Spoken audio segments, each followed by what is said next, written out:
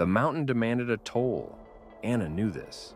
She had read the books, seen the documentaries, and studied the frozen, wide-eyed stares of those who had paid it. But knowing was different from understanding. Knowing was an intellectual exercise. Understanding was what waited for her in the thin, unforgiving air above 8,000 meters. Anna was a strong climber, methodical and driven, but Everest was a different magnitude. She wasn't an elite athlete. She was a nurse from Ohio who had saved for a decade, working double shifts and living in a tiny apartment, all to afford the astronomical fee for a guided expedition. She felt like an imposter among the trust fund adventurers and sponsored superstars on her team, all of whom seemed to wear their confidence as easily as their brand new gear. But she was just as determined, perhaps more so. She was climbing for her brother David, who had loved these mountains with a fierce passion, but would never see them again. She carried his small, laminated photo in her chest pocket, a silent promise. The trek to base camp was breathtaking, a 2-week pilgrimage through a valley of giants. But even here, the beauty was sharp-edged. The air was thin and the memorials to the dead, piles of stones and fluttering prayer flags, were a constant silent warning. They lined the trail, cairns for bodies that would never come home. Her primary Sherpa guide, Tenzing, a man whose face was a roadmap of wind and sun, was kind but deeply superstitious. "We are guests here, Anala," he'd said, spinning a small prayer wheel. The metal warmed from his hand. "Sagarmatha, the goddess mother of the world, watches. She allows us to pass, or she does not. We must be respectful. We must not take what is not offered." The first rotations up the Khumbu icefall were a waking nightmare. The glacier was a living, groaning beast of shifting seracs, the size of office buildings and deep, bottomless crevasses spanned by shaky aluminum ladders. The ice cracked and popped, the sound of a colossal joint settling, and the ladders trembled under her crampons, the metal teeth skating on the rungs. She fell into the rhythm, but it was a rhythm of fear. Climb high, sleep low. Camp 1. Camp 2, a city of yellow tents in the desolate western Seduem. It was on the Lhotse face, on the push to Camp 3, that she saw the first thing that felt wrong. Bodies, she'd been told, were a fact of life up high. The death zone was a museum of ambition, a trail marked by the failures of others. Green Boots was the most famous, a landmark. But this was not Green Boots. This body was off the main route, wedged in a shallow ice cave, partially obscured by a drift of new snow. It was a man in a modern down suit, his face uncovered. His skin was the color of a fresh, deep bruise, a mottled purple-gray. His eyes were gone, pecked out by choughs. But it was his mouth that held her. It was pulled back in a smile so wide and unnatural, it looked less like a rictus of death and more like a deliberate, joyful welcome. It was the grin of a predator that had just finished a satisfying meal. "Leave it, Anala," Tenzing said, his voice tight.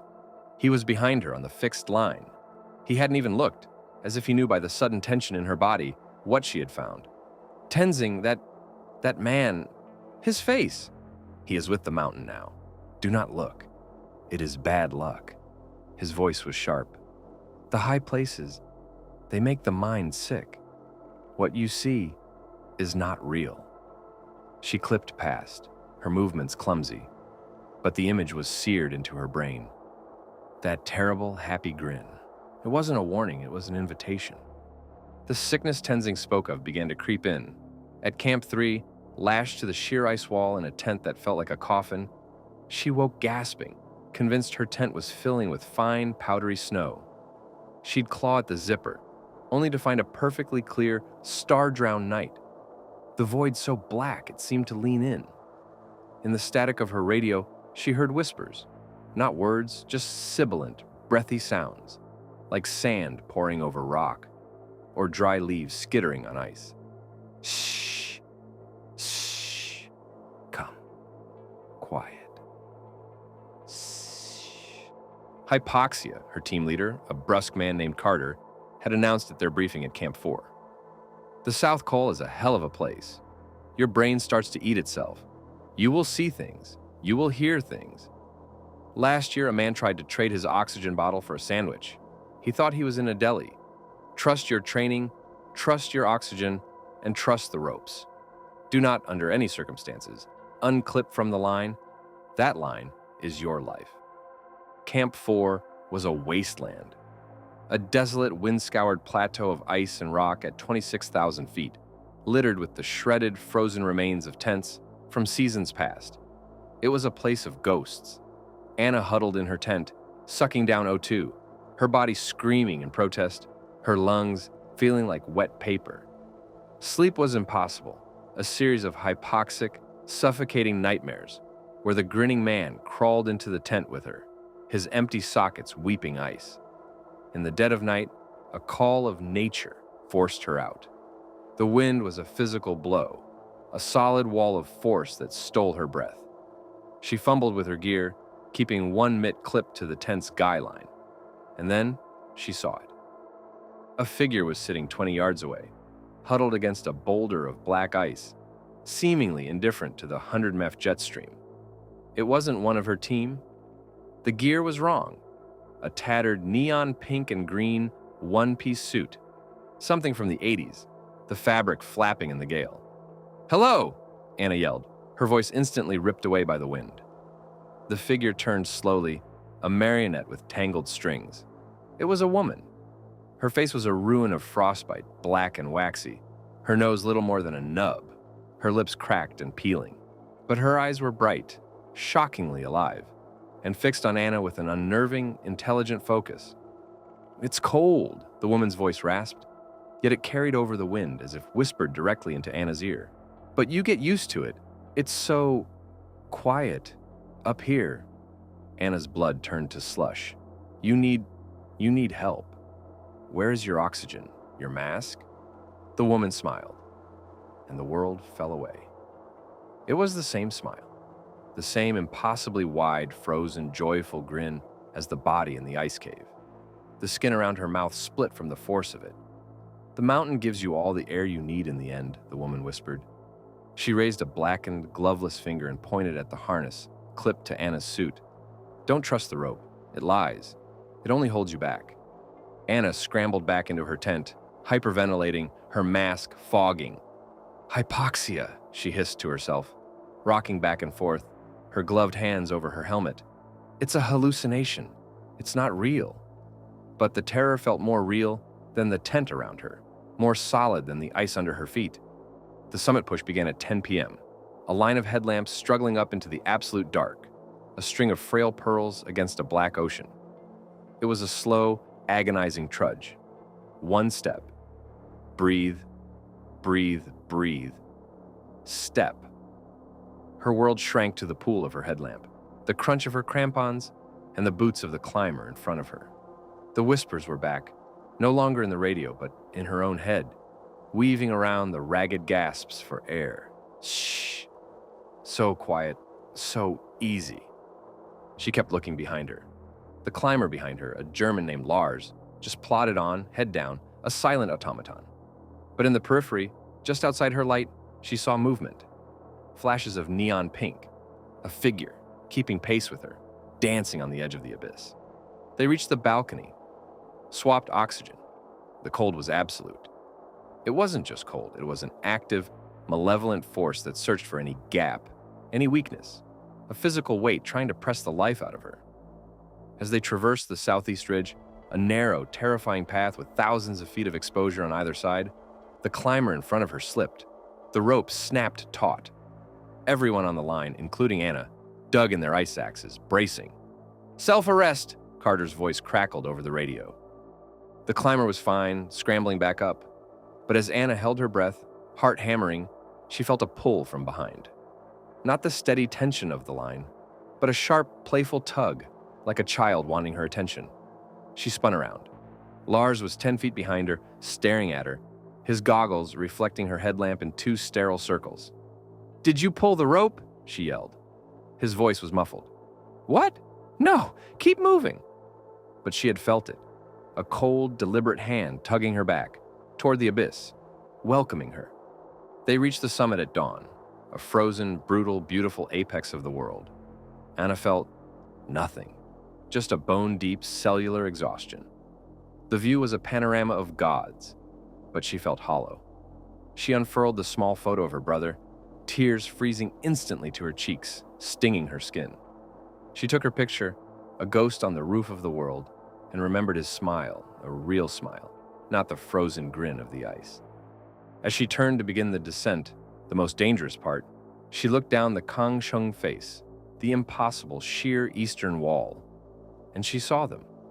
At first, she thought they were rocks or discarded oxygen bottles, but they were figures, dozens of them, clinging to the sheer ice, dotting the face where no human could be. They were all wearing tattered bright gear, neon pinks, electric blues, lime greens, a graveyard of forgotten decades. And as if sensing her, they all looked up. A sea of black, ruined faces, all smiling that wide, welcoming grin. Among them, waving slowly with a gloveless hand, was the woman in pink. The descent was a panic. "Don't trust the rope," the whisper was a scream in her head now.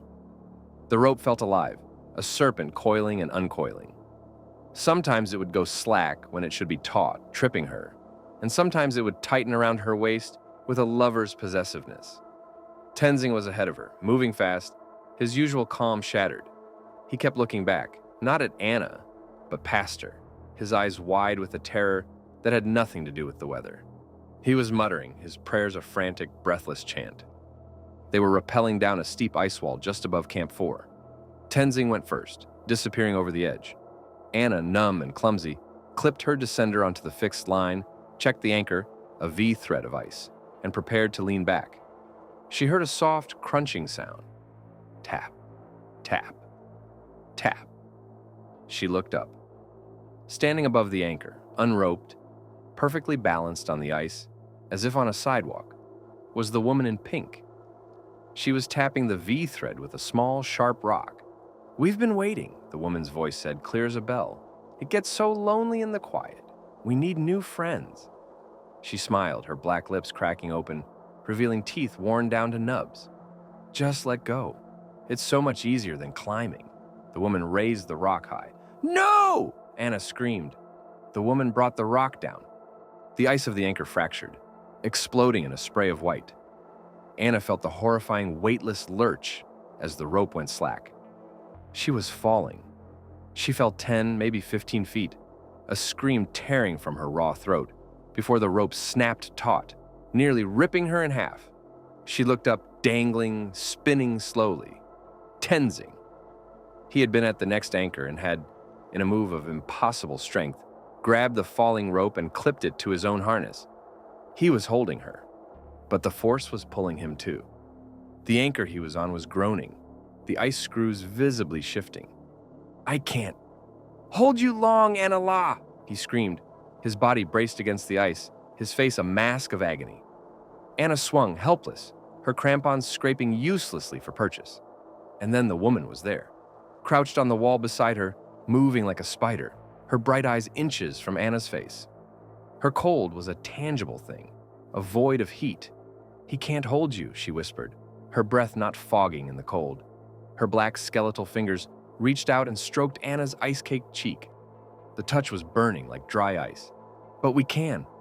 We will hold you forever." The woman's grin widened. "Join the quiet." A primal terror, colder than the ice, seized Anna. She saw her brother's face, his real smile. She saw the grinning man in the cave. She saw the dozens of smiling faces on the wall. Don't trust the rope. The woman was right. The rope was a lie. It was Tenzing's life or hers. It was a choice. With a scream that was half sob, half rage, Anna fumbled with her frozen, clumsy mitt and unclipped the main carabiner on her harness. She unclipped from the rope. "Anna! No!" Tenzing shrieked, his voice breaking. She fell. It was only a few feet. Her crampons hit a tiny invisible ledge of ice, shattering her ankle, but impossibly holding. She was free, unroped on a sheer wall in the death zone. Tenzing stared, his face a mask of disbelief and horror. The woman in pink, still clinging to the wall, cocked her head, a look of mild surprise on her ruined face. "Silly," she hissed. "Now you'll just get cold." She began to climb down, slowly, patiently, her movements unhurried. Anna pressed her face to the ice, her body convulsing. The pain in her ankle was a distant, white-hot flare. The last thing she heard was not the jet stream, not Tenzing's fading screams, but a chorus of new whispers rising from the abyss below, welcoming her home. "Shh. She's here. She's cold. She's one of us now." The rescue team found Tenzing 2 hours later, borderline delirious, suffering from severe frostbite to his hands and face. He swore to them that his client had become hysterical, unclipped herself, and had been talking to the ice, begging it to let her in. They searched for Anna for a day. They found nothing. She was with the mountain. The next climbing season, a French alpinist, descending from the summit, reported seeing a new body near the balcony. It was off the route, he said, tucked into a small crevasse, but it looked wrong. It was a woman in a modern red down suit, her face uncovered. He said her eyes were open, bright and aware, and he swore as he passed that she was smiling.